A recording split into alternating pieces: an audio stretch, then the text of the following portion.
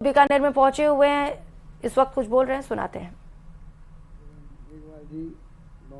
जी, लक्ष्मण कड़वासा जी, महेंद्र गहलोत जी, यशपाल गहलोत,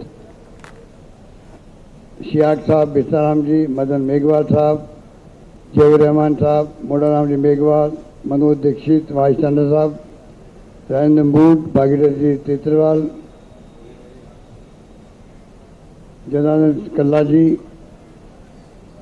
वीरेंद्र बेनीवाल जी और तमाम उपस्थित भाई और बहनों, नौजवान साथियों, मुझे बहुत खुशी है कि आज एक तरफ तो बीकानेर के भुजिया पापड़ का जो परिवार है, जो अपना आप में बहुत पॉपुलर है देश के अंदर, बीकानेरी भुजिया के नाम से ही, उनके साथ समाज की बात हुई, कुछ छात्रों से बात हुई, अच्छा लगा मुझे। मिशन 2030 ये मिशन एक सोच समझ कर लॉन्च किया हम लोगों ने। इसी बहाने इतने प्रोग्राम चल रहे राजस्थान के अंदर। राजस्थान वो राज्य राजस्थान नहीं रहा, पहले खाली आकाश होके पढ़ते थे। अब बीकानेर वालों को मैं क्या समझाऊँ, आकाश होके की मार वहाँ बहुत पड़ती थी, कॉलेज के अंदर विशेष पड़ती थी। हम लोग 40 साल से आ रहे हैं यहाँ पर। गायों के लिए चारे का प्रबंधन करो, रोजगार के लिए व्यवस्था करो, पीने के पानी की व्यवस्था करनी पड़ती थी। धीरे धीरे समय के साथ में कई बदलाव हुए, ट्यूबवेल खुलने लग गए, चारे का प्रबंध होने लग गया, बरसात का मानसून का मिजाज बदल गया। और सबसे बड़ी बात है, डॉक्टर मनमोहन सिंह जी, सोनिया गांधी जी ने जो कानून बनाए महात्मा गांधी के नाम से नरेगा, वो नरेगा ने क्रांति कर दी देश के अंदर। शिक्षा का अधिकार दिया, बोलने का अधिकार दिया, 2 रुपये किलो गेहूँ, 3 रुपये किलो चावल, सूचना का अधिकार दिया। ये जो बदलाव आया है, तो हमने सोचा कि क्यों नहीं हम लोग एक मिशन के रूप में चलें। हर राजस्थानी सोचे मेरा सपना क्या है। अब जैसे पापड़ भुजिया की बात है, तो मैंने कहा कि आप एक कल्पना करो, 2030 तक आप कहाँ पहुँचना चाहते हैं, क्या क्या सुविधा सरकार आपको दे, सरकार से आपकी अपेक्षा क्या है। एक प्रोफेसर है, डॉक्टर, इंजीनियर, छात्र, युवा, महिला, हर नागरिक सोच सकता है कि मेरा सपना है 30 तक मेरे क्षेत्र में होना चाहिए, मेरे प्रोफेशन में होना चाहिए। उसी डॉक्यूमेंट जो बन रहा है वो आधार बन जाएगा। ऑफलाइन ऑनलाइन लोग दे रहे हैं, 2.5-3 करोड़ लोगों ने दे दिए हैं अनुभव। हालांकि हम जानते हैं अधिकांश लोगों ने शिकायत भी की होगी सरकार के बारे में, प्रशासन के बारे में, कुछ खामियां बताई होगी, आलोचना की होगी, उसको हम अच्छे ढंग से ले रहे हैं। इसी बहाने हमें फीडबैक मिल रहा है कि क्या क्या तरह की कमियां सरकार के अंदर हैं, जिला प्रशासन के अंदर है, क्या सामाजिक कमी है प्रशासन के साथ में, क्या सोच है हम लोगों के बारे में, आम लोगों की, और जो सुझाव देने प्रोफेशनली दे रहे हैं उनको हम यूज करेंगे आने वाले वक्त के अंदर। डॉक्यूमेंट बना के किस प्रकार से सरकार जो है शिक्षा में, स्वास्थ्य में, पानी की योजनाओं में, बिजली के उत्पादन में, सोशल सिक्योरिटी के अंदर, रोड्स के अंदर 1.5 लाख किलोमीटर सड़कें बन रही, राजस्थान के अंदर बन रही है। और मुझे खुशी है कि राजस्थान में कोई कमी काम नहीं हुए है। हमारे यहाँ राजस्थान बदल गया। अब सारी प्रीमियर संस्थाएं जो है देश की राजस्थान में आ चुकी है। IIT, IIM, IIIT, AIIMS Jodhpur में आ गया। विश्वविद्यालय खुल गए, पहले 6 थे, 6 विश्वविद्यालय थे पहले राजस्थान में। जब मैं पहली बार आपके आशीर्वाद से मुख्यमंत्री बना 98 के अंदर, सिर्फ 6 थे। हमने अलाउ किया प्राइवेट सेक्टर को। पहले हमारे बच्चे जाते थे पूना, महाराष्ट्र, कर्नाटक जाते थे।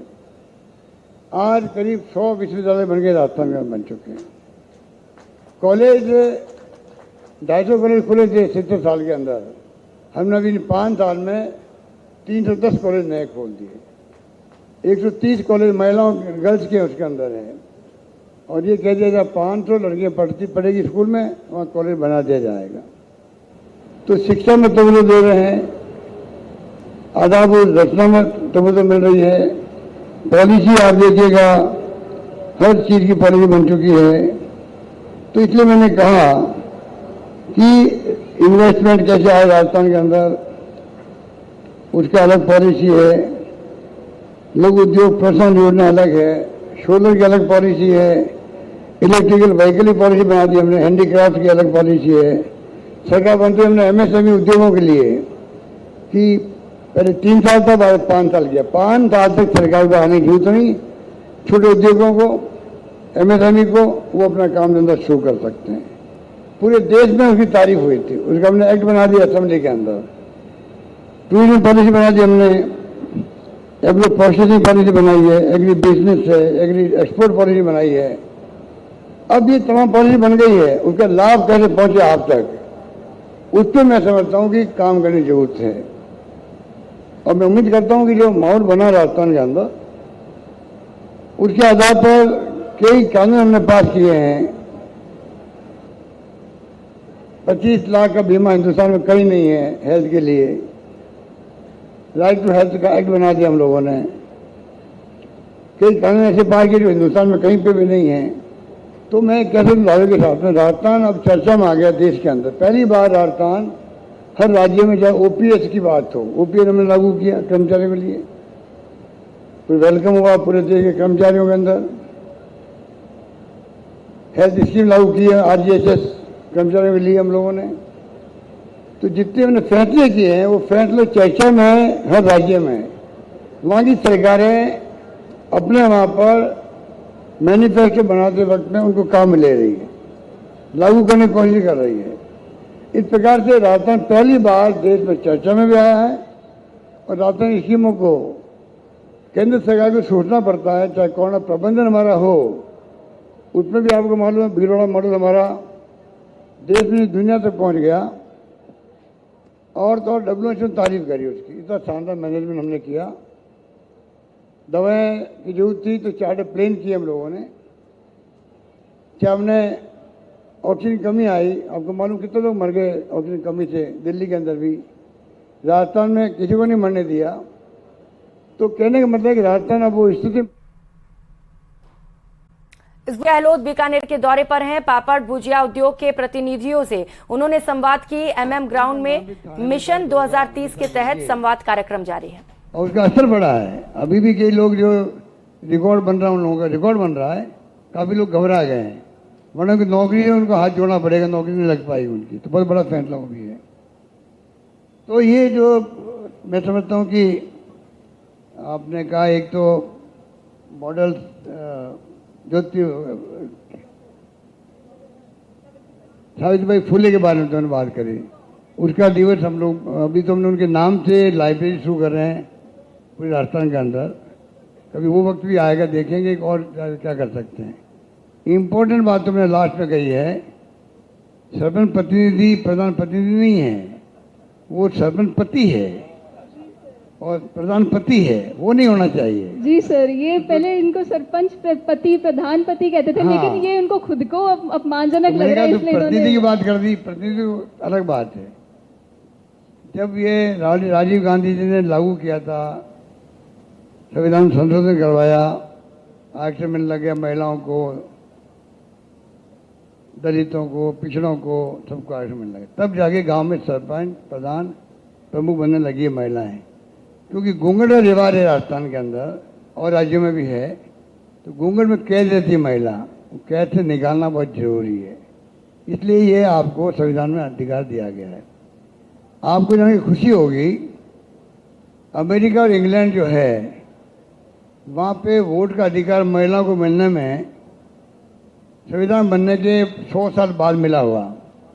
हम सौभाग्य साल लिए कि महात्मा गांधी के ज़माने के अंदर, पंडित जवाहरलाल नेहरू, सरदार पटेल, मौलाना आज़ाद के ज़माने के अंदर हमारा जो संविधान बना, संविधान सभा के अंदर डॉक्टर अम्बेडकर के सानिध्य में, आप कल्पना कीजिए उसी संविधान बनने के साथ साथ ही हिंदुस्तान के अंदर पुरुषों के साथ में महिला को भी वोट का अधिकार दिया गया है, जबकि अमेरिका इंग्लैंड में नहीं हो पाया था। बहुत बड़ी बात है। राजीव गांधी जी ने जो ये संशोधन करवाया, उसके बाद में सरपंच प्रधान बनने लग गई। पर गांव में जो हम लोग रहते मीटिंग में, तो आके बैठ जाते सरपंच साहब के नाम से हमारे पास में। मीटिंग खत्म होती, पूछते भाई कि आप क्या एकदम में मैं सरपंच पति हूँ, क्योंकि पति सरपंच और सरपंच को बैठना चाहिए था हमारे पास। तो आप कैसे बैठ गए हो कि नहीं मैं सरपंच पति हूँ। तो सरपंच पति की नई पोस्ट क्रिएट हो गई, प्रधानपति की हो गई पोस्ट क्रिएट। पर आज मैं कैसे सुधारों के साथ में वो टाइम धीरे धीरे गया, घूंघट भी ऊपर आ गया। अब वो अपने पति को कहती है आप घर पधारो, मैं अपना संभाल लूँगी। इतना बड़ा फर्क पड़ गया। तो बहुत बड़ा फर्क पड़ा है, पर तेरी भावना अच्छी है, मेरा आशीर्वाद तेरे साथ में है। नमस्कार। और अब एक ऐसा व्यक्ति आ रहा है जिसने युवा सम्मेलन योजना के तहत जो लाभार्थी है समीर खान।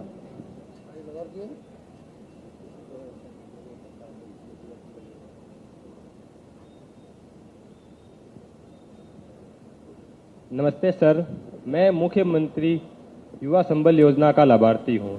मैं अभी हाल फिलहाल इंदिरा गांधी स्मार्टफोन योजना, ठीक है, उसमें अपनी सेवाएं दे रहा हूं, जिससे मिलने वाले 4,000 रुपये मेरी कंपटीशन की पढ़ाई के लिए बेहद लाभदायक है।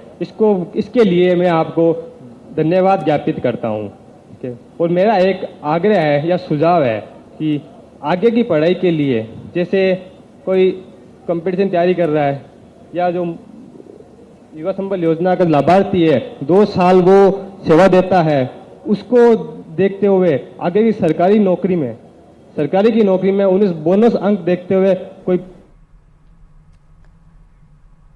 तो मुख्यमंत्री अशोक गहलोत लगातार लोगों से संवाद कर रहे हैं और मिशन 2030 को लेकर उनसे अलग बन सकती है। यहाँ पे आपके काजूवाला, पोंगल, गरजाना, रावला बन सकती है। तो इसमें तो कोई दिक्कत आने वाली बात नहीं। कोई आपको दिक्कत आ रही हो आप मुझे बताइएगा, मैं भी दिखवा दूंगा कि किस प्रकार से यहाँ के किसानों को शादी का उत्पन्न करने का अवसर मिले, क्या सुविधाएं मिले। आप कुछ सुझाव दिए भी है मेरे को, वो मैं दिखवाता हूँ। बाकी गैस पाइपलाइन तो धीरे धीरे सब जगह जा रही है, जयपुर में आ रही है, जोधपुर में आ रही है, धीरे धीरे आपके जयपुर में, बीकानेर में भी आएगी। तो कुल मिला के आप निश्चिंत रहें। आज बीकानेर में करीब 600 इकाइयाँ आपकी भुजिया की है, मैंने सुना है। पापड़ की इकाइयाँ पंजीकृत 200 के लगभग है। तो यहाँ तो संभावना छिपी पड़ी है। और 70,000 के लगभग यहाँ आप लोग मजदूरी दे रहे, लोगों को काम दे रहे हो। तो मैं समझता हूँ कि तमाम जो आपके सुझाव है वो हमने नोट किए। और मिशन 2030 है, इसके माने ये है कि आज हम कल्पना करें आपका भुजिया पापड़ उद्योग 7 साल के बाद में कहाँ तक पहुँचना चाहिए, ये आपके सपने होने चाहिए।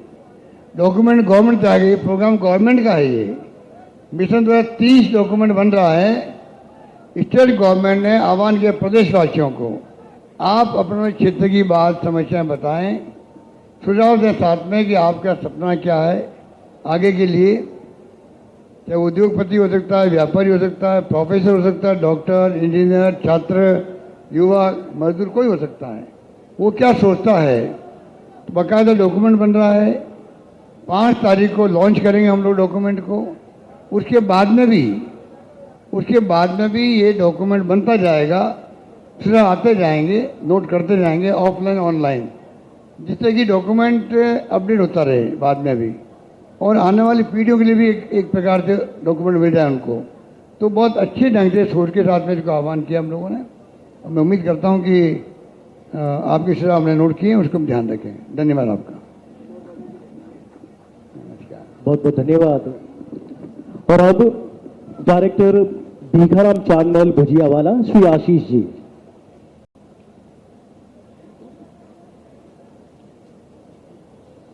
माननीय मुख्यमंत्री महोदय, आप सभी से मिलेंगे, आप पूरी शांति से इस महत्वपूर्ण संवाद का हिस्सा बने।